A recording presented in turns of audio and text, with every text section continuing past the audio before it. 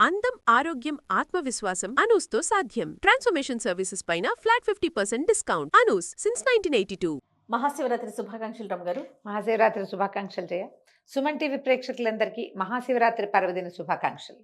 శివరాత్రి పర్వదినం గురించి మరొకసారి మీ మాటల్లో. మాఘ బహుళ చతుర్దశి, మాఘమాసం వచ్చింది. మాఘ స్నానాలు మొదలుపెట్టారు. రథసప్తమని వరుసగా పండగలైనాయి. భీష్మ ఏకాదశి చేసాం. మాఘ పౌర్ణమి, మహామాఘి అని అందరూ సముద్ర స్నానాలు, నదీ స్నానాలు, ఈ వ్యవహారాలు నడుస్తుంటాయి. ఈ నెల చివరికి వచ్చేసరికల్లా మనకి చలి తగ్గిపోతుంది. శివరాత్రి వస్తే శివ శివ అని చలి తగ్గిపోతుంది అని చెప్పుకుంటాం. 3 రోజుల నుంచి హైదరాబాద్లో ఎంత చలిగా ఉందో, శివరాత్రి వచ్చేసరికి చలిపోయి ఎండ ఫిక్స్ అవుతుంది. ఈ మహాశివరాత్రి భారతదేశం అంతా అన్ని పక్కలా జరుపుకునే పర్వదినం. శివరాత్రి అంటే రాత్రి ముఖ్యం.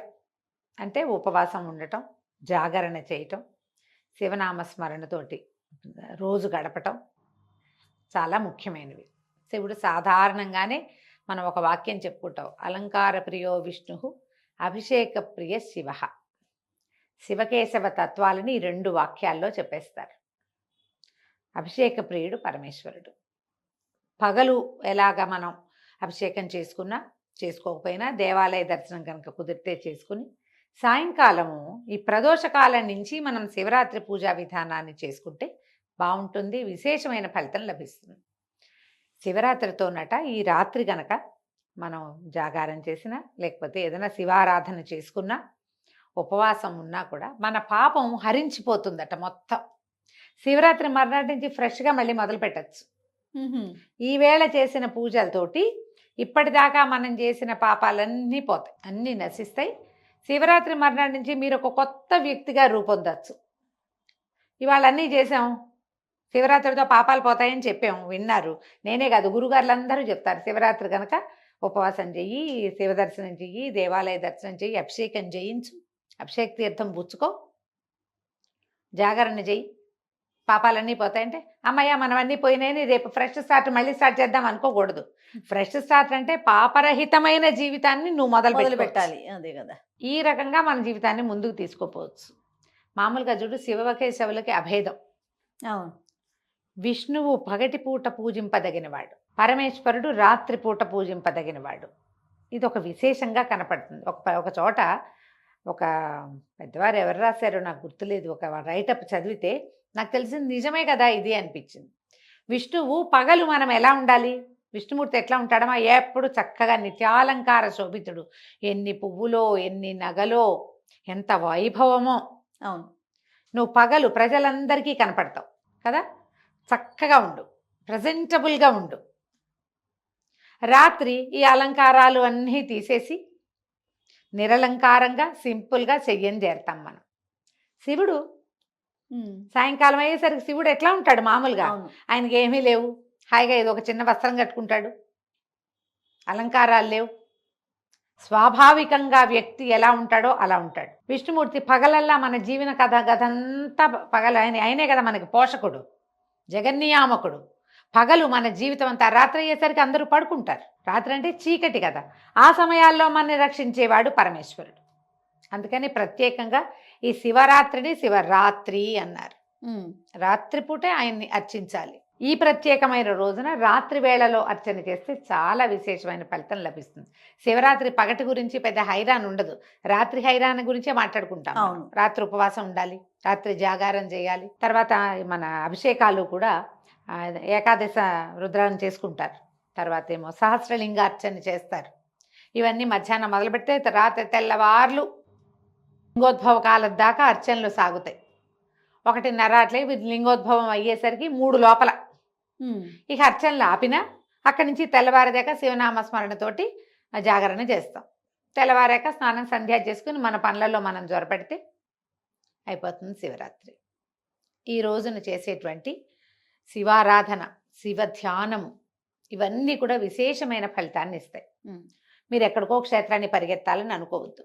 మీ సందు చివర, మీ వీధి మొదట్లో, మీ పక్క సందులో, మీ ఊర్లో ఎక్కడైనా దగ్గరలో ఉన్న శివాలయాన్ని మొదట దర్శించండి. అక్కడెక్కడికో పరిగెత్తుకెళ్దాం, అక్కడ విశేషమని భావించద్దు.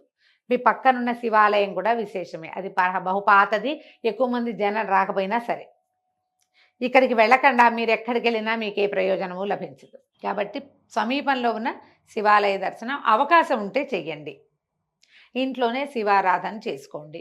మీ ఇంట్లో ఒక బుజ్జి శివలింగం ఉంటే ఆ మాత్రం ఉన్నా సరే ఓం నమ శివాయ అని శివనామస్మరణ చేసుకుంటూ, లేదా మీకు వచ్చినటువంటి బిల్వాష్టకమో, లింగాష్టకమో, విశ్వనాథాష్టకమో, శివమానస పూజ ఏదో ఒకటి చెప్పుకుంటూ కాస్త నీళ్ళు పోయండి, దండం పెట్టుకోండి.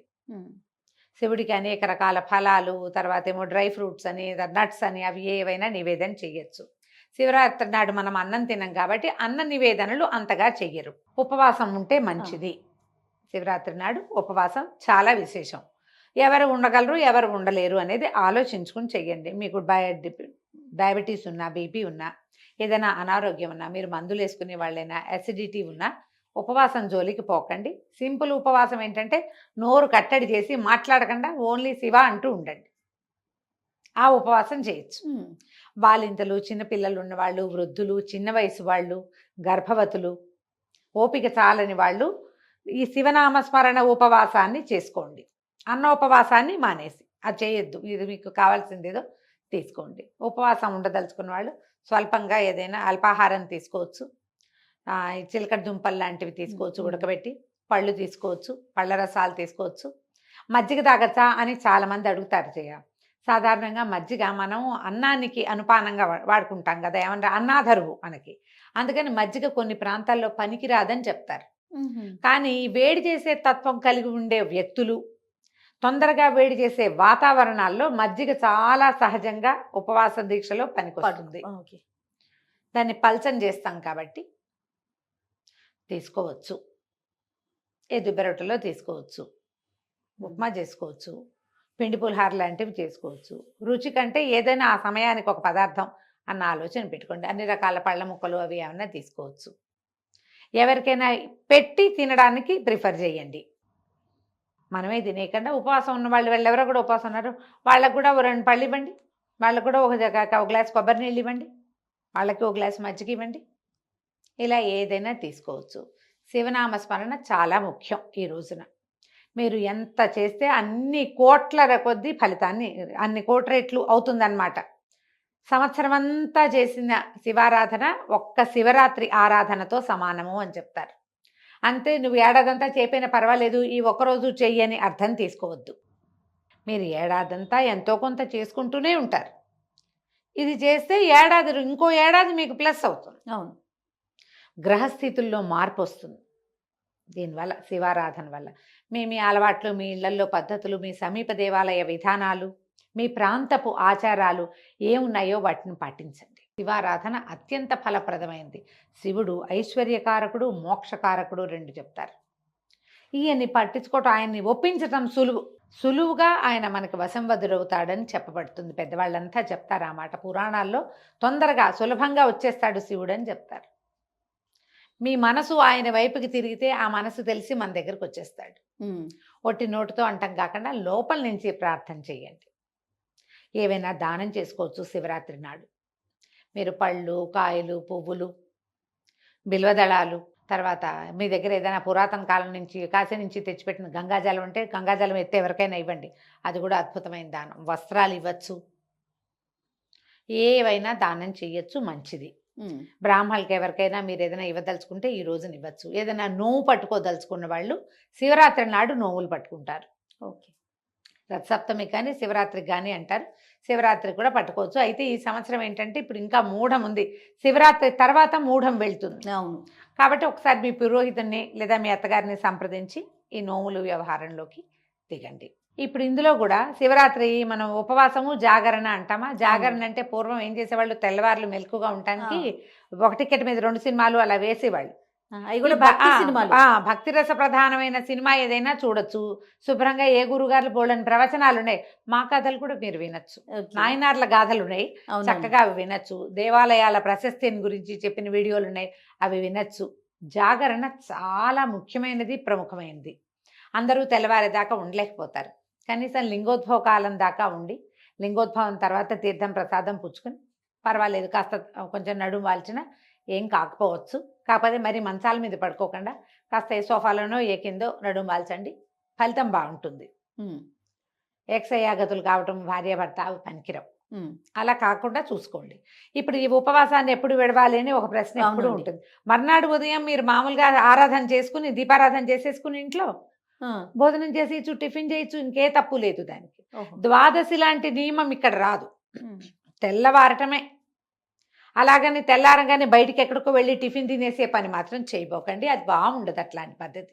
మీరు ఇంట్లోనే దేవుడికి దీపం పెట్టుకుని ఏదైనా పండో ఫలమో నివేదన చేసుకుని ఆ, ఇంట్లో చేసుకుని తినండి. అది మీరు రాత్రి పగలల్లా ముందు రోజంతా ఉపవాసం ఉండి మర్నాడు ఈ బయట ఏదైనా తింటే ఆరోగ్యం కూడా చెడిపోతుంది. నాన్ వెజ్ తినచ్చా, ఇదొక ప్రశ్న వస్తూ ఉంటుంది.